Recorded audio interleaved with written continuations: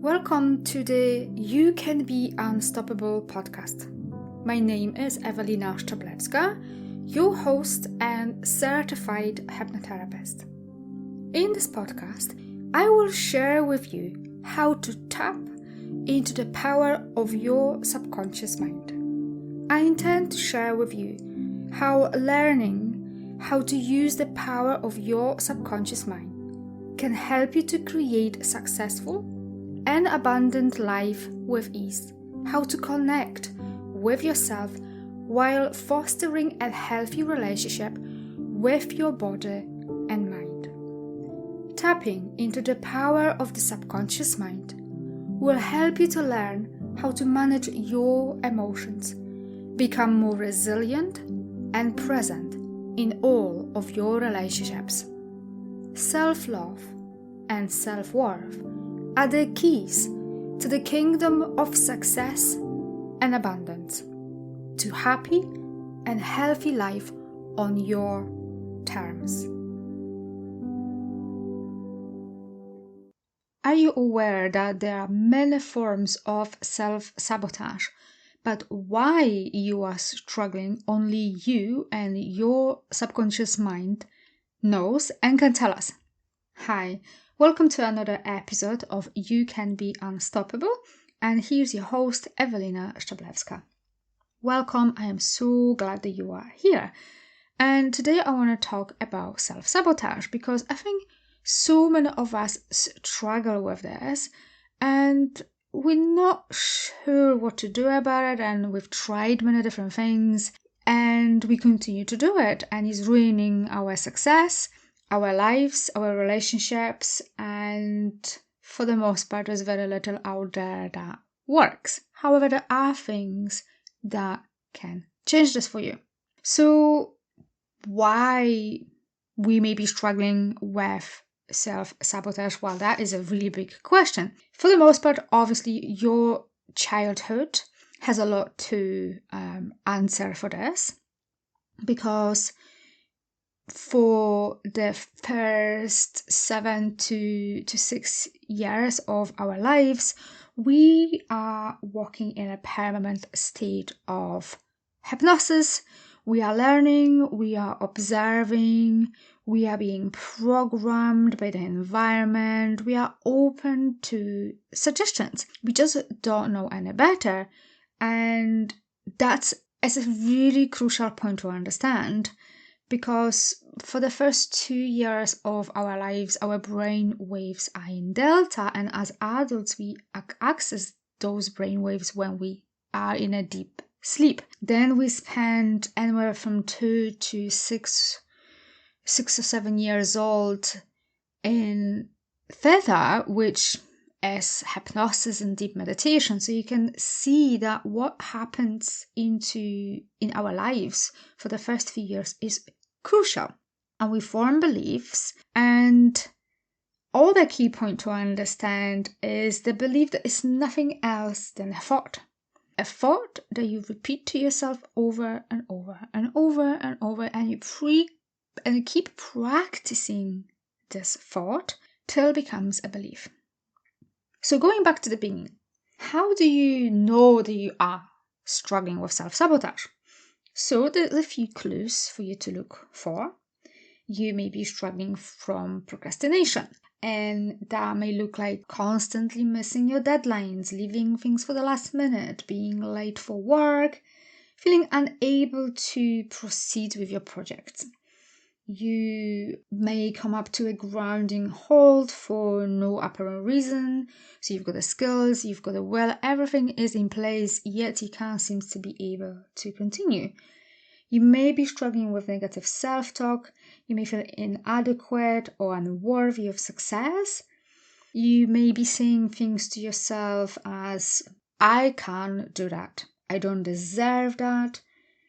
If I try, I will probably fail like the last time. And this question for you here, what is your self-talk? If you really took a minute and become aware of your self-talk, because I'm willing to bet for a lot of you it's pretty negative. So procrastination, perfectionism, self-medicating with alcohol and drugs, they're just a few examples of how we sabotage ourselves. But then, why are we doing this? Sometimes we are aware, sometimes we are not. And I guess it's making it even harder to understand why are we continue to self-sabotage when we are aware that we are doing it. And there's many potential reasons. It could be fear of failure, fear of success, low confidence, low self-esteem. You may feel safer not being seen. You may have irrational fear of people leaving you once you become wildly successful. So there's many reasons, but the thing is, only you know why. I can't tell you this. It's only when we start looking, start assessing, that we can find the answers. Often, the problem that we think that we have, it's not a problem at all. There's something else going on, or it's not as big as you think it is. To give you an example, I just had a session with one of my clients and she struggled with a huge level of procrastination, and the way she sabotaged herself was through control. She couldn't let go. She needed to control everything that was going on in her life. She was people-pleasing and being very needy in a hope that they will love her and give her what she really needed. So she created, we did the session and she created this part that had the need to control everything when she was free because of what was going on in her life. And this part of her was there to help her to get what she really wanted, because she had this belief that no one else will give it to her, that no one will help her. This part was to protect her because she had this belief that she's alone, no one sees her, and that she doesn't really believe in her. And this part also believed that she's still free when she's 32.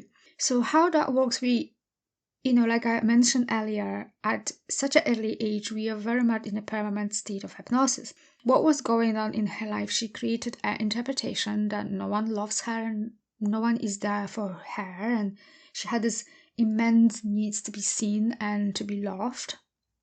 And she wanted to control everything to get this, to get what she wanted. So now you can imagine a 32-year-old woman having an adult tantrum of a 3-year-old because the part still thought that she's free. So you've got a 32-year-old woman having a tantrum, emotional tantrum of a 3-year-old when things were not going her way. She wanted to control everyone and everything, so she was getting that love and affection. It was absolutely destroying her life. She felt very, very lost in who she is and where she's going. She felt also very different. There was a lot of emotion around learned helplessness. So when we start looking, this is when we actually find the reason why you might be sabotaging yourself. For her, it was through control. She just couldn't let go. By controlling everything, she was actually pushing everything that she wanted so much away from her. But now she understood why, so she can make the changes. She can work on herself.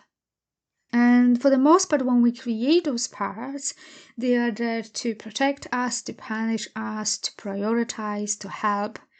So there is a perceived benefit, a secondary benefit, because we would not be engaging in this behavior. She would not be engaging in people pleasing and in control if there wasn't any perceived benefit. And for her, the perceived benefit was it was helping her to get what she wanted, because no one else will do it for her.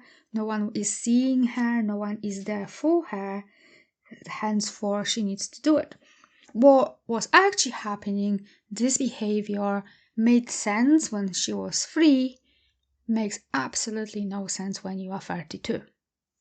But this is so powerful when we do work with your subconscious mind, because your subconscious mind has all the answers. It knows exactly why you're struggling, why you're not getting what you want in your life. And predominantly, not always, but for the most part, is because of what happened in your life in the first few years of your life.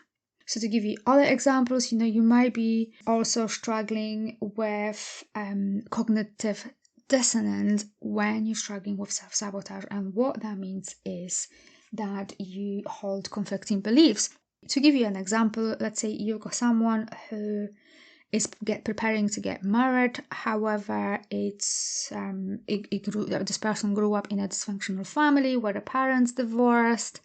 There was very little love and affection. So on one hand, they don't believe in a stable, healthy relationship because the blueprint that they received from childhood is unstable home, drama, divorce, broken family, yet they are getting married to someone great and stable, and they might potentially sabotage the relationship because it doesn't match the blueprint. If you do not adjust your blueprint from childhood, that's why we sabotage ourselves, because our external world is always an extension, a mirror image of what's going on inside of us.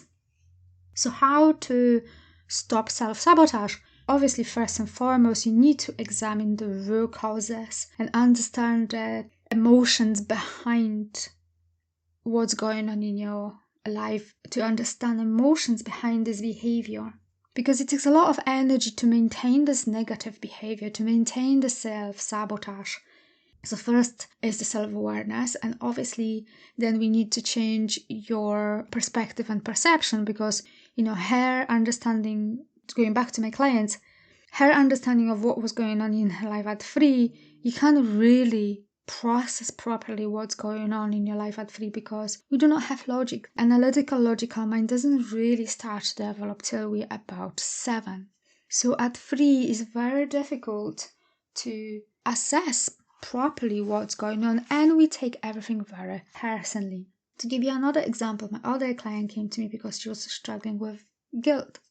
And what came up, she created this part when she was about 6 because of what was going on in her life again. And this guilt was there to help her, to prevent her from hurting others. She had this belief that when she speaks out her truth, her feelings and emotions, she hurts other people and backfires on her, henceforth, and she feels guilty. And she did something, and now she struggled with immense level of guilt. But there was a pattern in her behavior and how she was leading her life.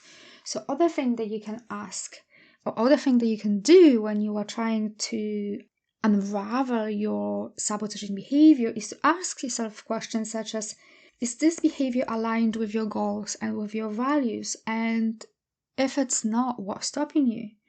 And other question you can ask yourself, do you feel uneasy or discomfort when you progress? If yes, start digging deeper, start asking more questions.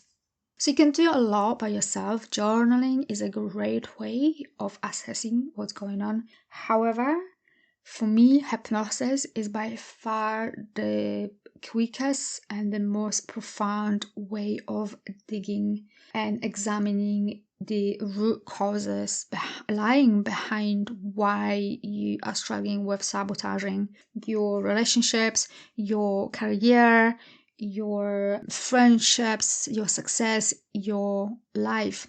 And I'm having a self-sabotage masterclass, webinar, workshop, I'm not sure how I'm going to call this yet, coming up on the 12th of September, so that's about 2 weeks, a week and a half away from today. There's a link in the description of this podcast. Click sign up. I'm going to talk about more about self-sabotage, and I'm going to do a sample hypnotic session to help you start on that journey to uncover self-sabotage. Or you can click a link and book a consultation with me, and we can actually start digging deeper one-on-one working with me. So I hope that helped you to understand that you are not broken. You don't have to fix anything. However, you need to become more self-aware of who you are and how it become that you're struggling with certain things in your life because there's a reason why you're behaving the way you're behaving, and your mind has all the answers. Thank you for listening. If you found value in this podcast, I would like to ask you to leave a positive review explaining how this episode helped you to improve your life. I ask you to do this because this will help other people to improve their lives as well. Share and spread the love all around you. Raise your vibrations to improve your life. If you would like more transformational content like this, connect with me on Instagram. You can find a link in the description of this podcast, and I'll see you over in the next episode.